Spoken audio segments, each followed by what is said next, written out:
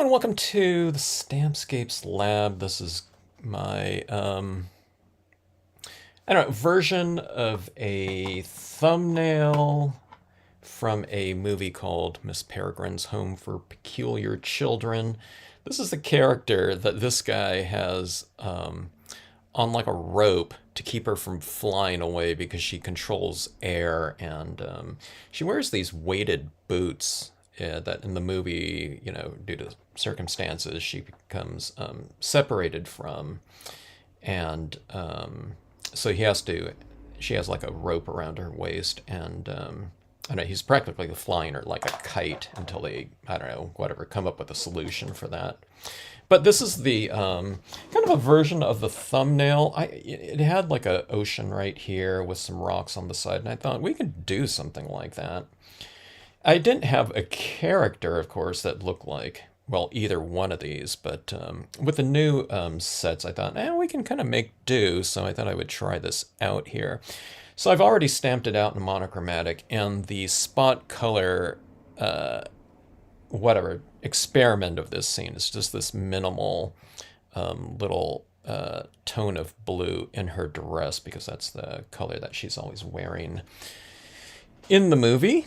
All right, so this shouldn't be too long of an experiment here, going with this monochromatic idea.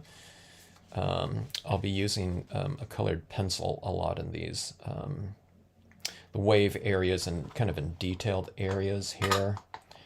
And we'll use a little bit of this. We'll start off with some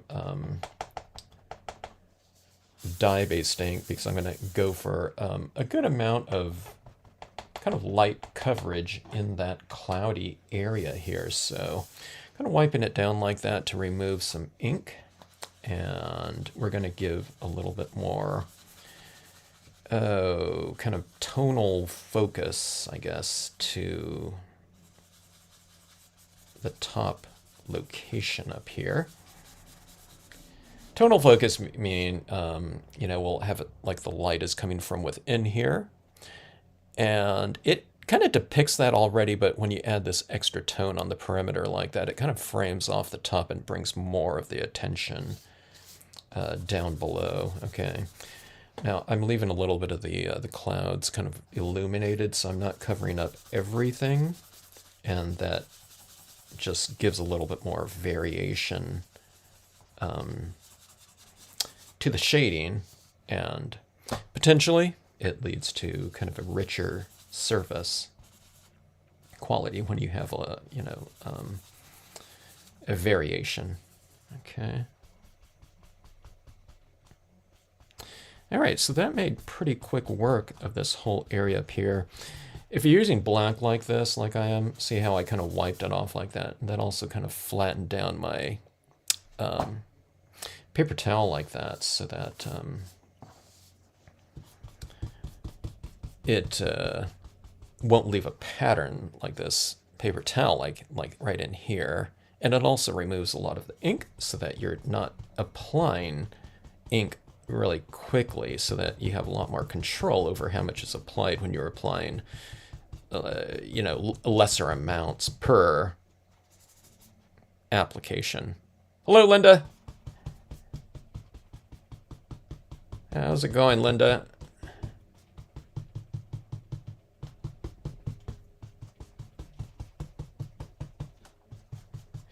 All right, so that takes care of that top portion like that. We'll start moving into this lower portion.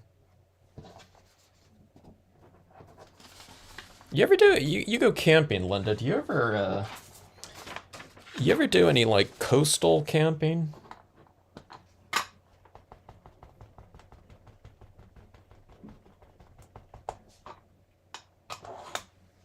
Or I guess, or have you done that before?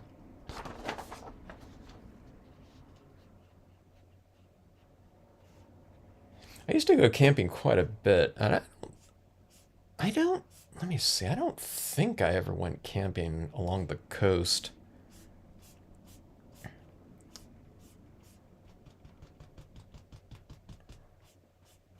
No beach camping before. Okay, giving my horizon here a little bit of tone. That looks a little bit awkward, but I'm going to smooth that out with my colored pencil, okay? That was a little bit choppy, but you know, you can get, you can fine tune it with gray colored pencil. I mean, this is a monochromatic one, so if I was doing this, I would do it in color normally. But since this is a spot coloring thing, we're starting off with it. We're toning in with a, you know, as dark of a color as you can get in black here. But I'm using grayscale for it, you know, so much lighter application.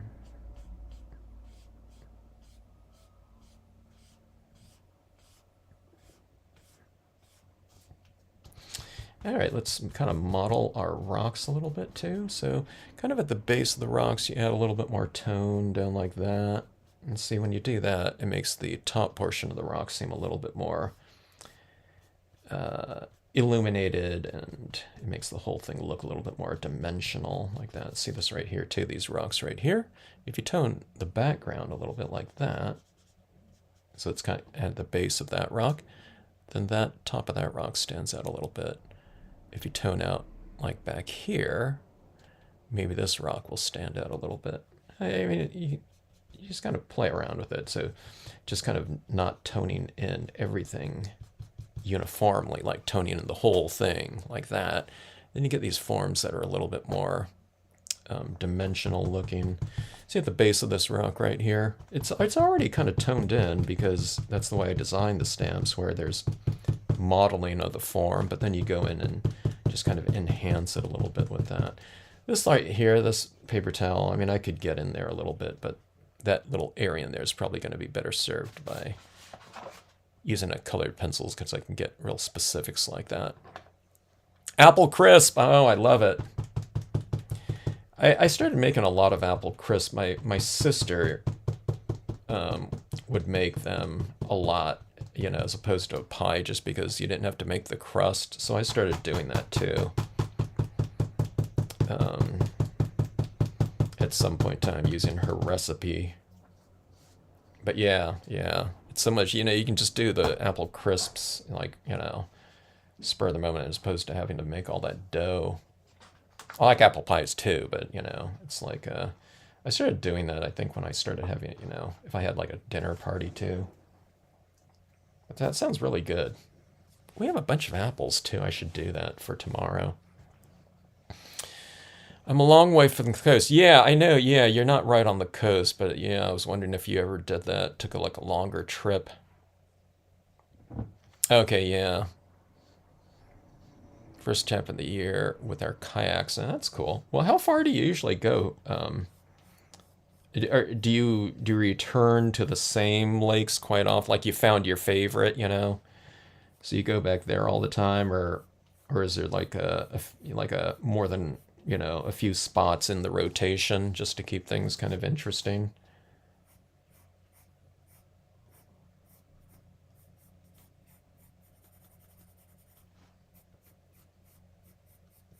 When I used to go camping a lot, I don't know, it's like we did, I don't know, a few places, but then there were like a couple places that were just clearly kind of nicer just in general. So it's like, I don't know. We weren't really kind of going around too much and going to new places. I found my spots, you know. It was I liked them real kind of scenic and not too crowded, you know. That was a couple of the main things for me.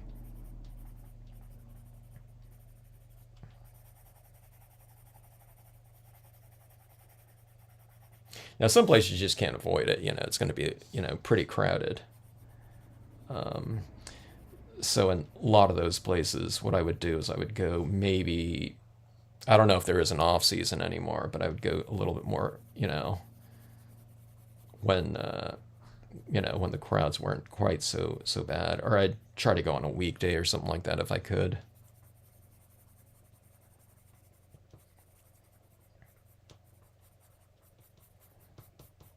All right, so modeling these rocks right here, you can see these rocks getting a little bit more three-dimensional with that tone at the base of it. And then I put it down on the surface like this, I guess, sand right in here. So if the rock's like this, what we're doing is we're toning in like this, and then we're making the bottom part of it darker.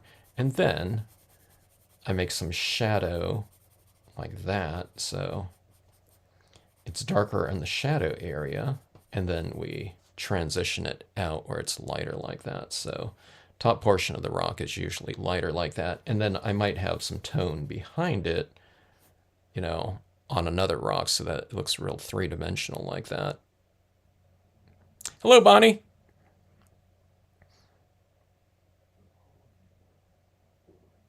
Small fifth wheel. Okay, so not really camping anymore.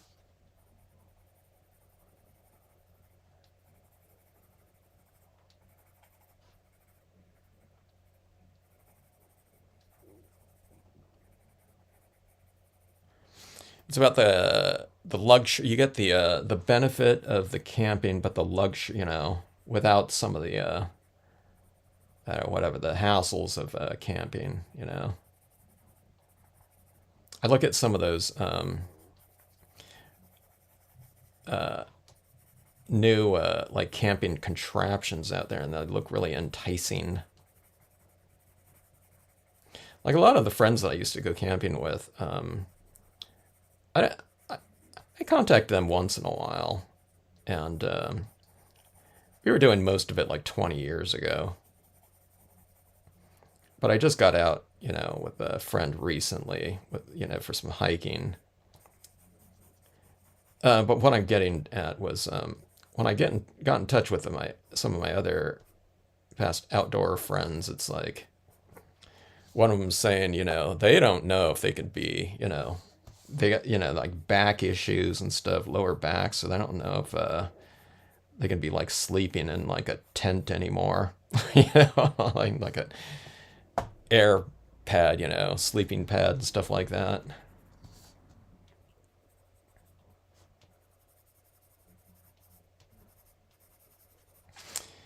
All right, oops, something was right here.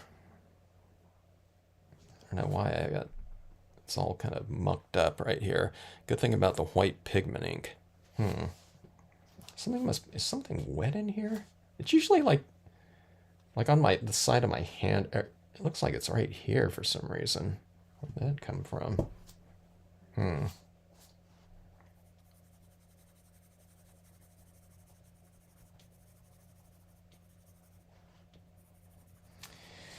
All right, this is largely, yeah, okay, here. I was going to say I thought I was done, but let's get this lower portion a little bit more modeled. June and September, avoid summer. Yeah, that sounds like a good, that September is my favorite time to get out. I love that weather. Just, I don't know, September's, at least out here, or down here for you, I don't know, I find the light, and I don't know, it seems like the sounds are different in that weather. But I really like the fall. And of course, when you get out too, it's just like, yeah, less crowds. In some areas that I used to like going to, might be up in the mountains, so it was pre-snow and, you know, all that winter type of activity. And, you know, everyone's in school and everything like that, so sometimes we'd go out to like the Eastern Sierras, and I don't know, it was like sometimes I felt like, I think in some large like condominium complexes,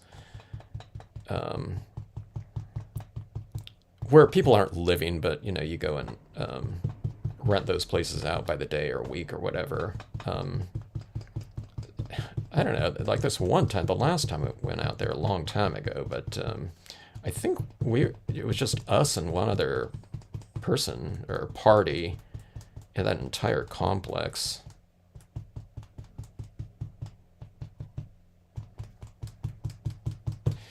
All right, so toning this in around here a little bit more. I'm doing well. How are you, Bonnie?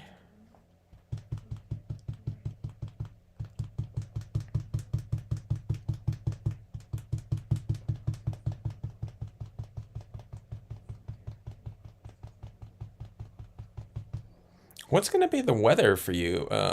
Let's see. You saw it. Yeah. Good. That's in June. What's going to be the weather when you go out camping, Linda? Or you said you're getting ready for the first camp of the year. Are you going out this month?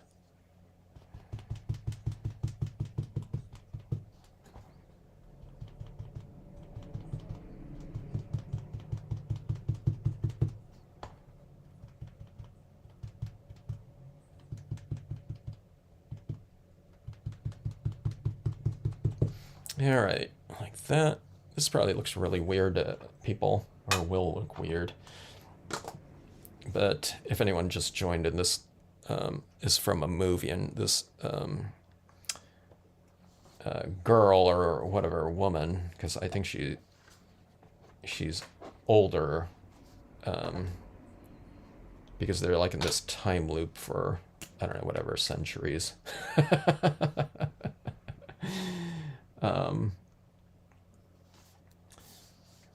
But she flies without, she floats away without kind of being anchored down, so she loses her weighted, whatever, steel boots at one time in the movie, escaping from some creatures.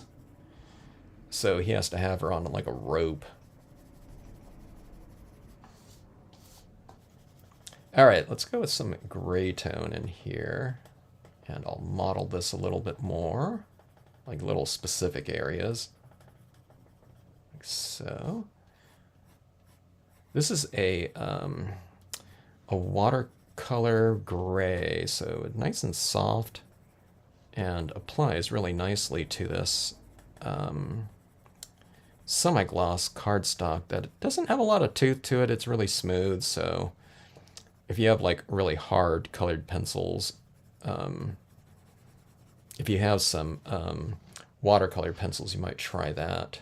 You don't have to do the watercolor kind of water-soluble watercolor technique with them, but you can just use them as, or in place of, you know, your colored pencils. If your colored pencils won't apply to something, try the watercolor pencils. They might be a little bit softer. And, you know, like anything, I'm sure they come in different densities, so there might be some watercolor pencils that are really hard. I don't know. All right, so this figure down here, let's give them a little bit of a shadow like this. So I usually start off like this, and I usually just add a little bit more shadow, then I'll transition it, or try to. So going from darker to a little bit lighter down here. I mean, there's not a lot of space here. It's like a ½ inch or something like that, but that little bit just kind of anchors the character down. So if you have characters kind of on whatever, like people walking, or, you know, they're on a road or something like that, or anywhere, if you just kind of add a little bit of shadow underneath them, it could be 2 feet like that, and it could just be a little thing like that, you know, like this right here. And that'll anchor them down. And that's like for anything, like around these rocks right here, I'm just giving it a little bit of extra shadow at the base of it like that. And it gives your objects and figures visual weight. And it feels like it's a little bit more substantial that way. Now, the reason why I don't have, I mean, I have some shadows. Sometimes I just draw them into it, but sometimes I don't have the shadows down here. First of all, because if I elongate a shadow like that, it makes the stamps so much longer, and then we can't fit as many stamps designs onto like a set. So I'd rather give you more like 2 extra characters or whatever stamps than adding in that shadow. Plus, I mean, if I have the moon over here, the shadow is going to be going this way. But if the moon is over here, or a sun or anything like that, then the shadow is going to be going in a different direction. So sometimes I don't do that. Now, if there is a shadow on a stamp, just inherently I had enough room to add in the shadow on the plate. And if it's going in one specific direction, but if it isn't going to be lined up in accordance with how you're doing your scene, then you just don't color in the shadow and just stamp out the figure and do your own shadow down there. Hello, my Toods. Hello, Carol. Yeah, I don't know how you pronounce it. So, Carol, good to see you. Thanks for checking out the vid. Going out last week in May. Okay. Linda's going camping. We could get anything from snow. Yeah, to unbearable heat, you're saying. Huh, that's interesting. Got to get up early and cook Easter fixings. Oh, got it. I got a spiral ham a couple days ago, which is kind of a lot for us. You know, we're going to have like tons of leftovers. But I thought, I'm going to get that.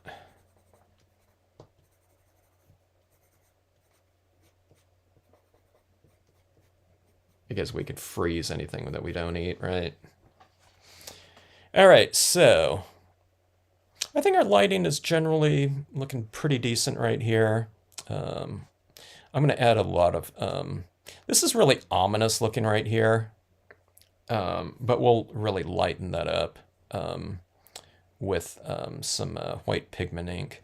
And I'm going to put this rope in this guy's hand right here. So it's going to go like this. And then I'm going to try to have it go like this. I don't want a straight line if I can't, if I don't have to.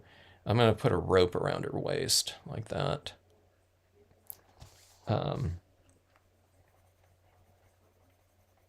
I promise that's what the movie poster has. As I'm kind of describing it, it sounds really, really, really weird. But if anyone doesn't know, Miss Peregrine's Home for Peculiar Children. It's not like the movie poster, but it seems to be like the poster that's used for like the soundtrack or something like that. It doesn't look exactly like this because, I don't have the exact imagery for something like that. But anyway. Okay. So, let's see. I'm looking to see if I need to do any kind of adjustments or anything like that in here, or any additional tones. And if I don't, then I'm going to go with the white pigment ink. Once I go with the white pigment ink, I don't like going back into it too much with additional, say, dye-based ink or something like that. You can go back into it with like colored pencils a little bit, but I generally have my sequencing where we're doing like thinner types of applications to thicker, and I see white pigment ink as being reasonably thick. Okay, and then we do have some of the acrylic paint pens, and that's even thicker in general than how I use this ink. So it's kind of a thin to thick type of application of media, just in general. I mean, you can go back and forth a little bit, as long as the media is compatible. Like if I used like alcohol inks on here, it kind of seals things off, so you couldn't really use dye-based inks over the top of alcohol inks too much, okay? Actually, let me see something right here. Speaking of alcohol inks, let's try a couple of these alcohol inks. I don't know if you'll be able to see it too much, but sometimes this is it adds a little bit layer of kind of refinement in here. You know how colored pencils go on with a kind of that texture of the the application, the wax, being applied. What you want from colored pencils, that's kind of, they're kind of a textured tool. I mean, a lot of people go for really smooth applications with like a gamma sol or something like that, but colored pencil is often, if that's their medium, they're often going for that texture and hatching kind of look of it. Yeah, this is kind of giving a little bit more of a kind of a softer look in some of these areas. This is, I don't know, what is this? Like a 15% gray probably or so. Let's go ahead and add it in here. I'm not adding it in where you can really see it very much, but it's just kind of filling in and smoothing out some of the applications in here.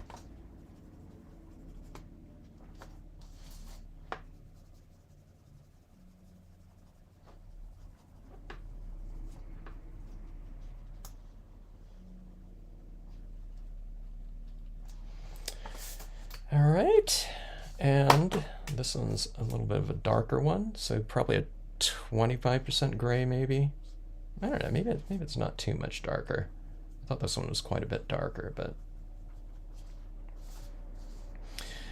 I mean, I'm doing this right here because we are going kind of with a minimal palette here, so I do want some refinement in the, you know, the applications that I am adding into this.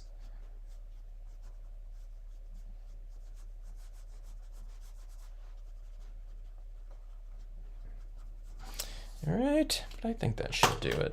It's kind of subtle, but a little bit of a smoother type of look to it. The great grand's first Easter. Ah, wow.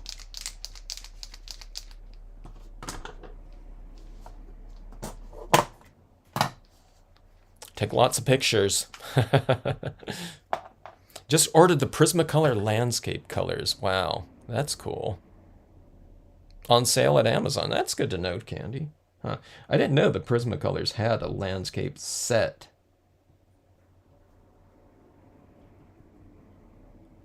What would that be then? Blues, browns, greens.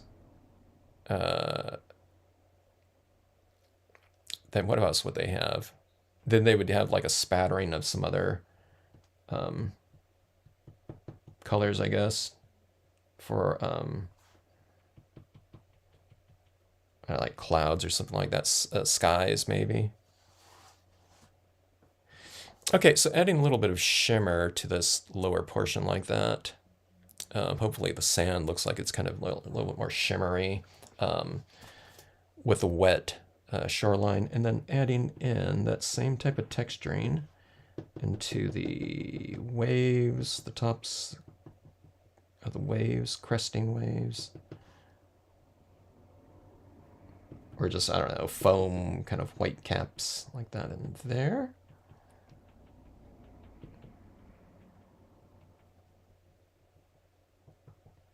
We'll add some highlights on the horizon, or going out into the horizon.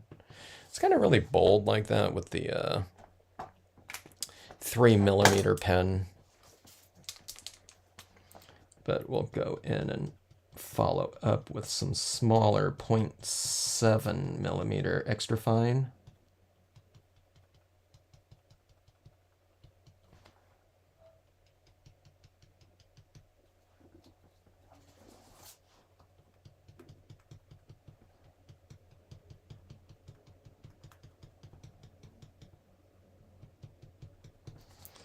Okay, some splashing waves right in here. And these splashing waves right around these rocks, I have drawn in like some splashes into the design, but inevitably if you add a lot of color around in there, you lose some of that. So I'm just kind of going back in and adding some in by hand like that. And then some of your clouds could be highlighted. It's on the side of the billows, kind of facing this opening right in here, where the light is kind of coming from.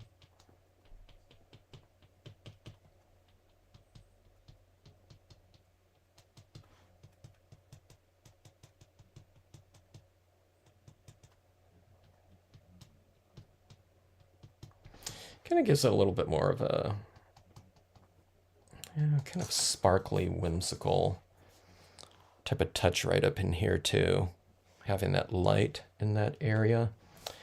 All right, so I need to add in like quite a bit of refinement. Okay, so our character in the movie kind of wears this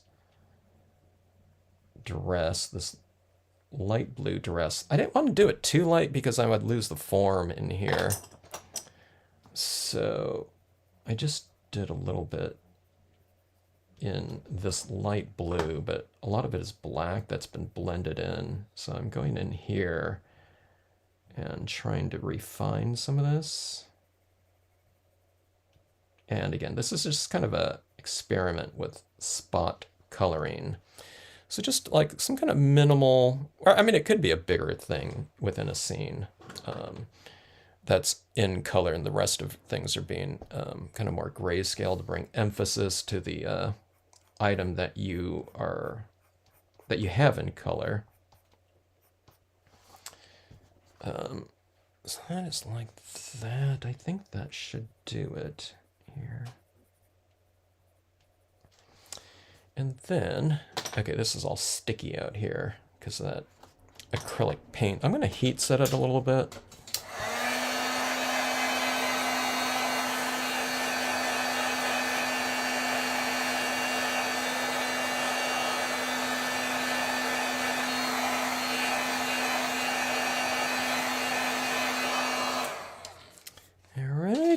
And this is called a French curve here. At one point in time, mostly in my school days, I was using French curves to do certain types of applications on things. So I was like, anytime I would find a different French curve, that I didn't already have, I'd be so happy to find that. There's not too many out there. I don't know if there's even 10. I mean, I looked. I was always at these art and design, stores, and that was one of those things I would look for. That there might be a bunch online now, that's much easier to access, but this is all internet days. Okay, so I'm kind of looking for a angle here that I want. I think that is it right there, roughly. And I have this going right here down to his hand like that.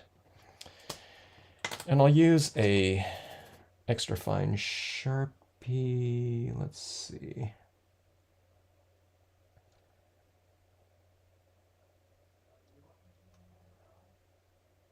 Let's do this right here.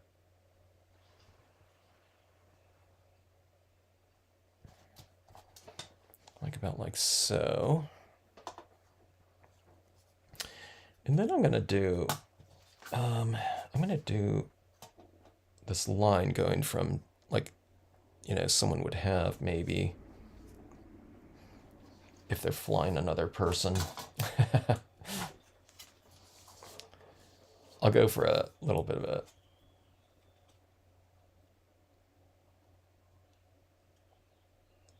stronger whatever angle or arc, I guess. Let's go like this. I got my arc wrong here. I'm trying to do it here. I need to flatten this out a little bit. Let me do this right here.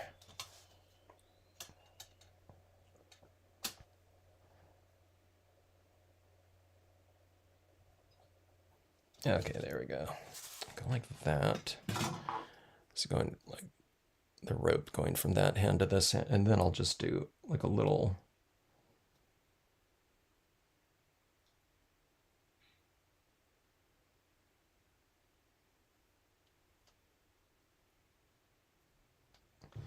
like this excess rope right in here.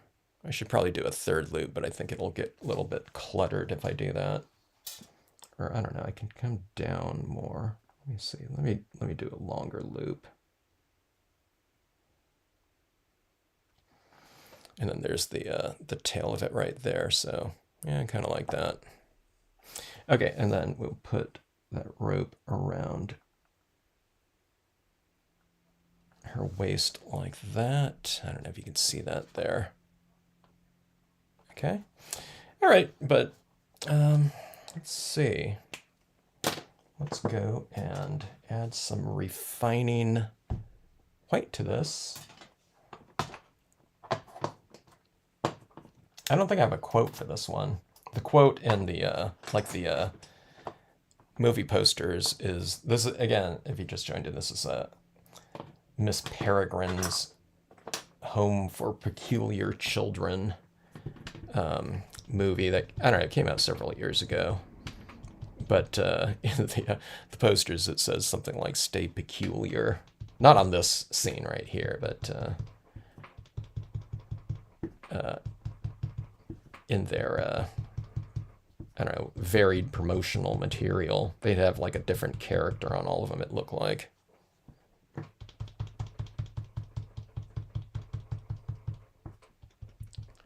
Not a quote stamp that I had in the scenic sentiment sets. Stay peculiar.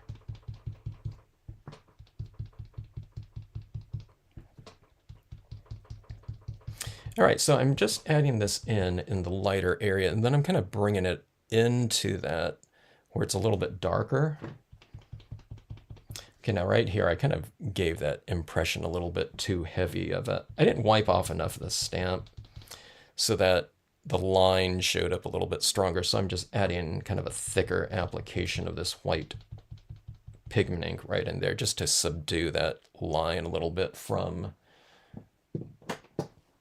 the cloud right here. I didn't wipe off enough right up here so you can see that line right in there, but you can really go in and subdue that line quite a bit, you know, if you just didn't get it enough with the initial impressions.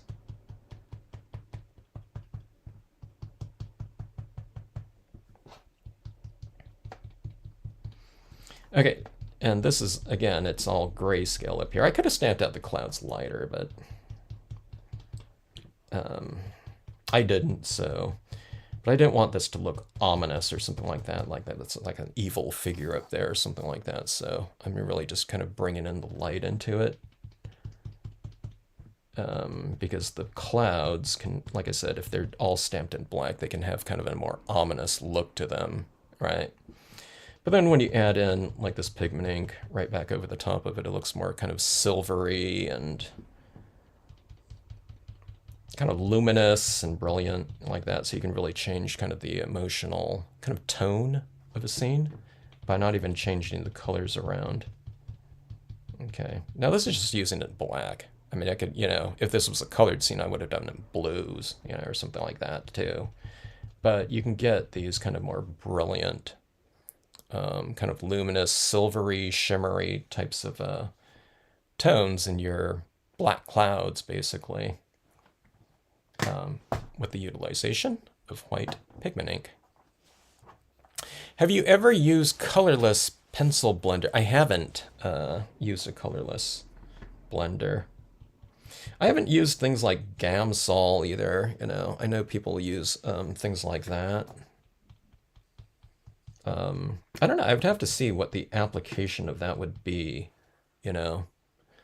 Because when I'm using the colored pencil, the way, I don't know, the way I was taught to use, not colored pencils in general, but the blending or something like that, it was just kind of overlapping things, and it would be more of like a cross-hatching, layering type of thing, where you're kind of, you're not trying to like physically blend something, but it was more of an optical thing where you can see like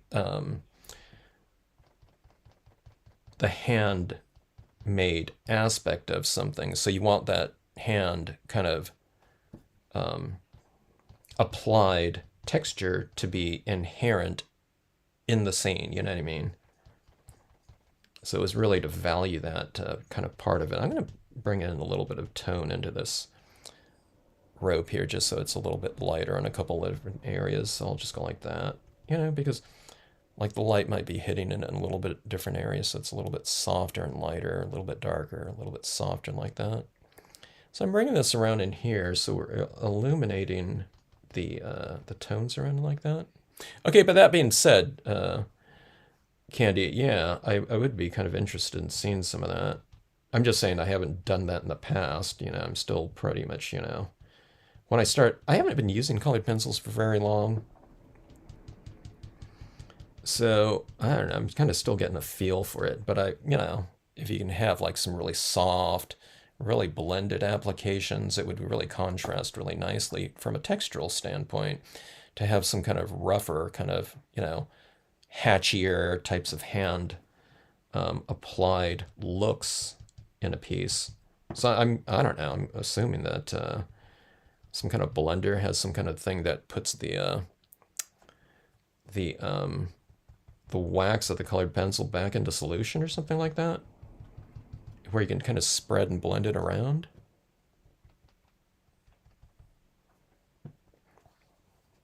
All right, so anyways, kind of doing the same thing that I did in the clouds, but see this right in here, this little foggy type of look right in here. It's giving a little bit of a softer look, but then you leave kind of the, you know, I put some right there, but not right here and here, because you want this little bit of contrast. See right in here, that's really sharp, and this is kind of softer down here. So you want things to kind of play off of each other texturally.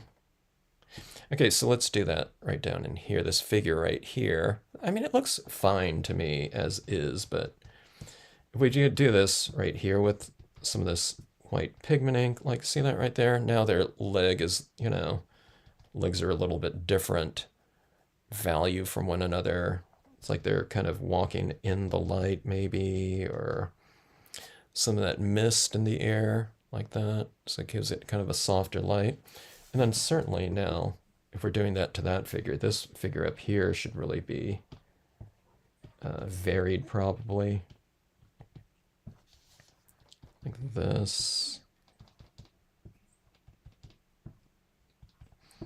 I'm trying not to, you know, with this big old, maybe a Q-tip would be better, you know, a cotton swab to add this in.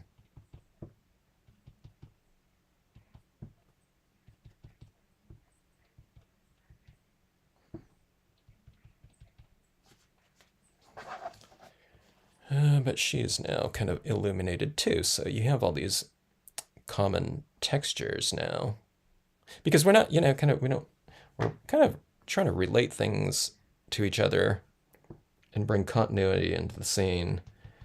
You can do it with color a lot of times if we're doing color, but, you know, this being kind of this monochromatic, whatever, 99% monochromatic grayscale thing, I'm trying to do it with texture, which I do in color pieces too, but it's like this is the only, it's like a tonal, textural type of continuity here with the absence of hue, temperature, you know, all those things that color can bring into a piece, intensity.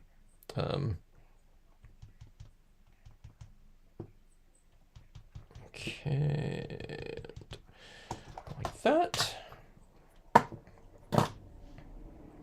I don't know, does anyone know about the colorless blender pencils? If anyone else here, you know, knows about that, chime in. Candy and I both want to know about that. Okay, so it's a colorless pencil blender.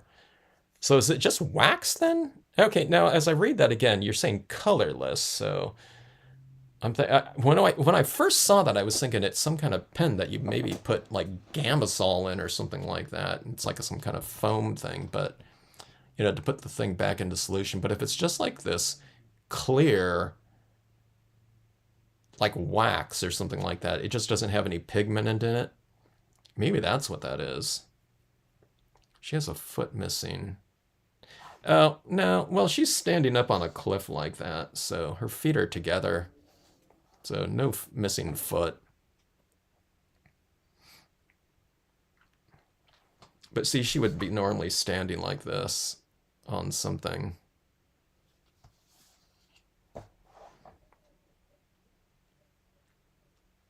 Yeah, they're just, she's standing like that. So, I mean, like, it's Superman doesn't fly like this, He flies like this with his feet out. Or, like, you can say it like if someone's landing in gymnastics, if you land like this, it's like a point against, but you have to land like this. So, that would be like if she has her hands up in the air, though, you know, hands up in the air. That's like a 10 landing. Feet separated, that's like a 9.6. All right. Anyway, what I'll do is I'll matte this off. I got to see if I have a little bit of blue, like a pale blue or something like that. Let me see.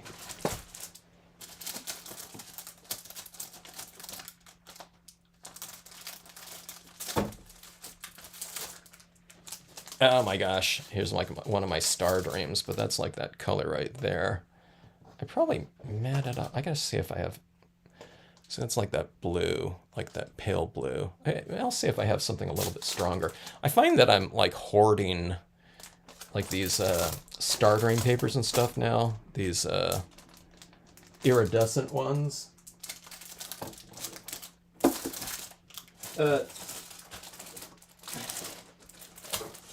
Just because the price of paper has gone up so much. Okay, here we go. Baby blue eyes. I'll matte on this one because I double matte anyway.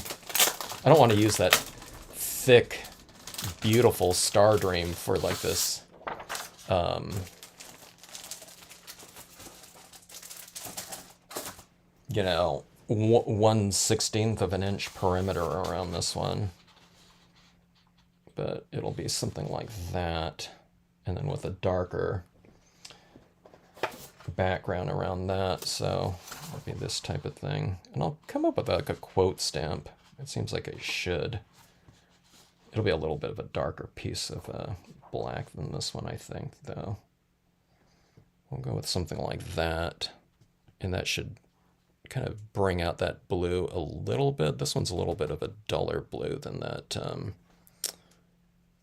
kind of manganese blue like that. But we'll do something like this for this. This one's a little bit more of a violet blue, it looks like, especially in relation to that. So I'll see if I have something like this. I might have one scrap piece of paper around that I can use for this. This, by the way, is a half-page piece, but if I can put like a quote or word stamp up here, I think that would be good. I'll matte it off on something. I'm not sure. I'll see if I have room for it.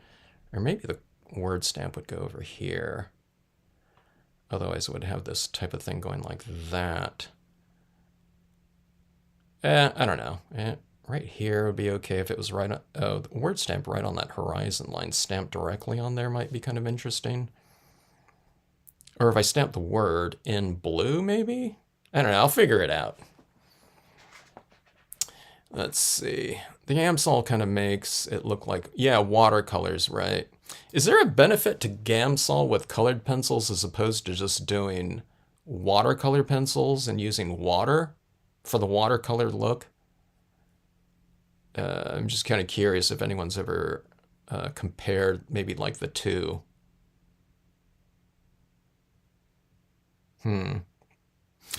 All right. Anyway, that's our Miss Peregrine's spot color scene.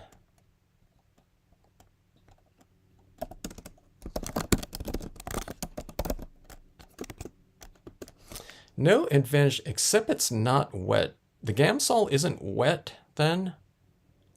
Huh. I always thought the Gamsol was like some kind of liquid I don't know, like turpentine or something like that. I'll have to take a look at that again. It wants to go into solution. No need to seal. Okay.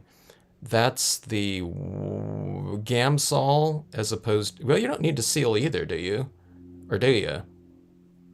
Like the watercolor pencils need sealing? Huh. Okay. Oh, okay. Yeah, well that makes sense. Yeah, it's got to be like this harsher uh um, when I hear of Gamsol, I don't have any of it, but when I hear something like that and I hear it kind of dissolving wax or putting wax into solution like that, I tend to think of like things like mineral spirits or something like that, or turpentine. Huh. I don't know. Those are just the things that we've used in the past with oil paintings. So, yeah. All right, everyone. Thanks for checking it out. And hope to see you on the next live stream.